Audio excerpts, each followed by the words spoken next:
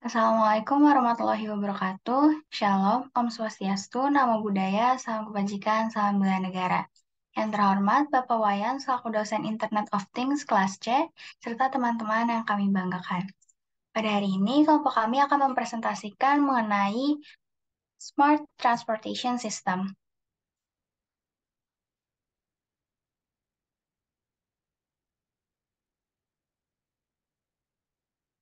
Sebelumnya, izinkan saya memperkenalkan anggota kelompok kami terlebih dahulu, yaitu Namira Wahyuni Putri Hasmadi dengan NIM belakang 120, Rianisa Aziza Putri dengan NIM belakang 134, Sukmayunia Dewi Azara dengan NIM belakang 140, Syaki Kosi Hidayat dengan NIM belakang 141, dan Andira Yunita dengan NIM belakang 147.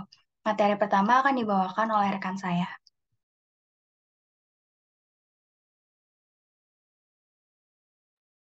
Baik, yang pertama adalah pendahuluan. Pesatnya pertumbuhan penduduk di daerah perkotaan menimbulkan berbagai macam masalah nih. Salah satunya yaitu kemacetan. Nah, dengan tingkat kepadatan penduduk serta urbanisasi yang tinggi, mobilitas penduduk dan kemacetan menjadi permasalahan setiap tahunnya.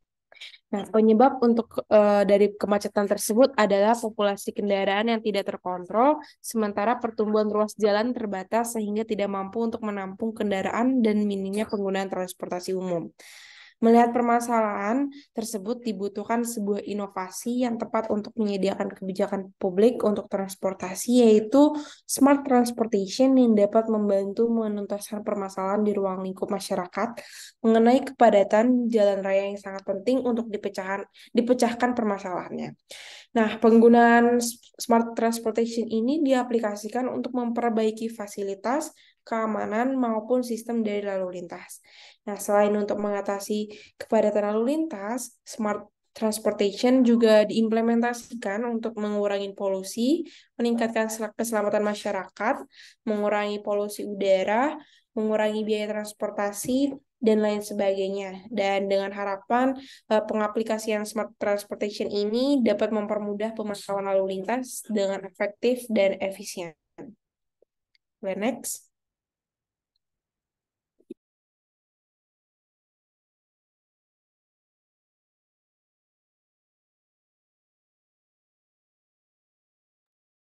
Baik, berikutnya untuk SDDRFC di sini terdapat rancangan SDDRFC.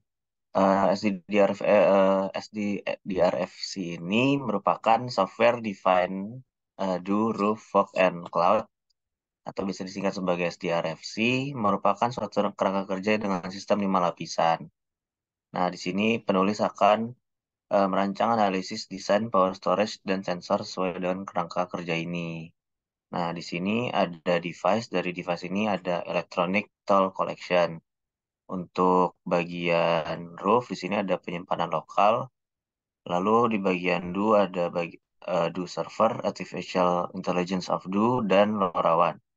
Selain itu ada juga fog dengan isinya yaitu analisis data elemen dan transformasi. Lalu cloud dengan isinya yaitu sensor GPS, sensor jarak, CCTV, VMS, ECB, WIM, dan RED.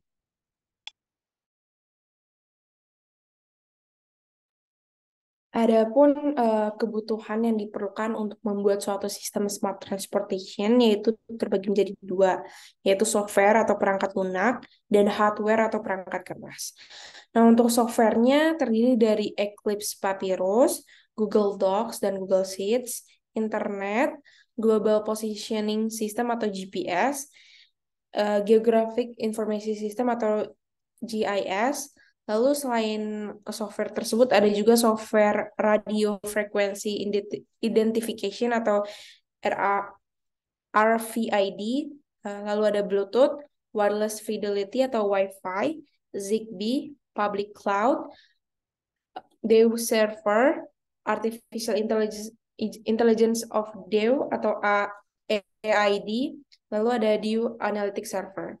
Nah, untuk hardware-nya atau perangkat keras terdiri dari komputer, hard disk, kamera, signal regulators, detector station, Selain itu juga ada hardware RAM metering controllers, closed circuit television atau CCTV, lalu ada variable message signs, emergency communication box atau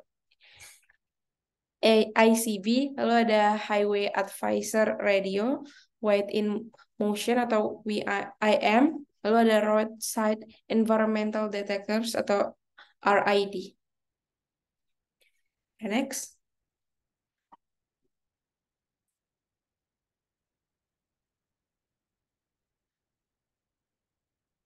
Selanjutnya, sistem smart transportation atau intelligent transport system digunakan untuk mengawasi dan mengontrol laju lalu lintas agar lebih efektif dan efisien. Nah, hal ini diperuntukkan oleh pengguna lalu lintas seperti pengemudi, penumpang, dan pejalan kaki. Penggunaan dari sistem smart transportation ini ketika terjadi kemacetan lalu lintas dan pada saat manajemen lalu lintas buruk akibat kurangnya petugas dan adanya teknologi yang mengatur lalu lintas tersebut, serta ketika terlalu banyak polusi dari kendaraan. Nah, harapannya smart transport system ini dapat memprediksi laju lalu lintas, memprediksi kecepatan lalu lintas, meningkatkan penerapan teknologi di daerah sekitar, dan memprediksi jumlah pengguna lalu lintas. Boleh next?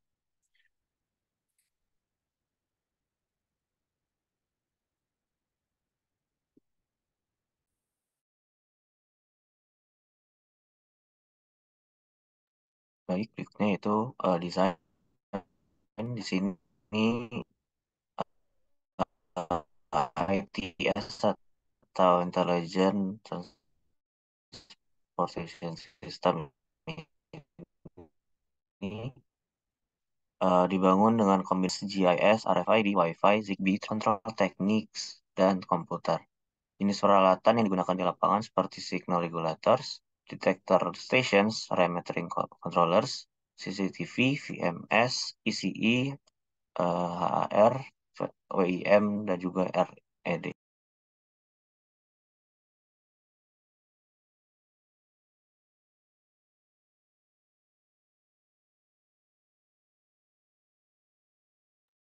Baik, di sini ada use case diagramnya. Di sini admin itu akan melakukan login. Di sini admin bisa memantau arus lalu lintas dari data CCTV, lalu ada mengontrol kelembaban, bisa dicek dari data RID, lalu bisa juga memantau kecepatan pengendara lalu lintas dengan cara memperoleh data dari data speed gun. Berikutnya yang terakhir itu dapat memantau jumlah pengendara lalu lintas dengan cara mendapatkan data dari sensor ultrasonik. Baik, berikutnya akan dibawakan oleh rekan saya. Selanjutnya terdapat activity diagram admin yang dimulai dengan login, kemudian admin dapat menginput username dan password. Ketika gagal maka kembali login lagi, ketika login berhasil maka akan menampilkan halaman monitor smart transportation. Kemudian terdapat activity diagram data dimulai dari data CCTV, data RLC, data RED, data GPS, dan data sensor ultrasonik. Dilakukan data processing, kemudian data tersebut dilakukan pengontrolan, kemudian dianalisis dengan Spark. Next. Selanjutnya terdapat class diagram, CCTV untuk merekam situasi lalu lintas, kemudian GPS untuk mendeteksi lokasi, RED untuk memonitor temperatur kelembapan dan kualitas udara, RLC untuk memotret kendaraan, dan sensor ultrasonik memantau jumlah kendaraan. Kemudian data tersebut dikelola di PC admin, kemudian dianalisis menggunakan Spark. Kemudian terdapat deployment diagram. Pada area lalu lintas terdapat device GPS, CCTV, RED, sensor ultrasonik, dan RLC. Kemudian terdapat data center di mana analytics server dan Spark Server itu digabung di MySQL database, kemudian dari area lalu lintas dan data center itu dikelola di manajemen Office menggunakan PC admin.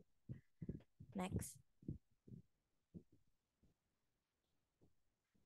Selanjutnya, pada komponen diagram itu terdapat sensing komponen, yaitu CCTV, RLC, LED, GPS, dan sensor ultrasonik. Kemudian pada processing komponennya terdapat PC admin, dan kontrol komponennya terdapat PC dengan menggunakan MySQL database dan analytics server.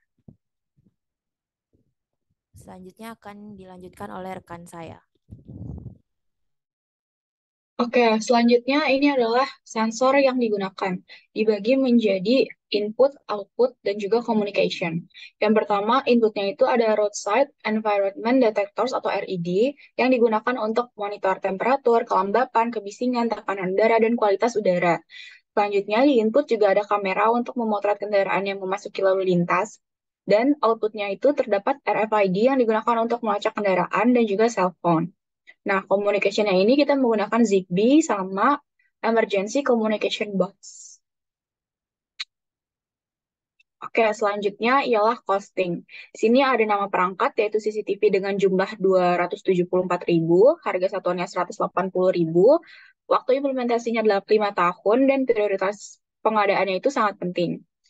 Yang kedua ada kamera, jumlahnya 90.000, harga satuannya 590.000, waktu implementasinya 5 tahun, dan prioritas pengadaannya itu penting.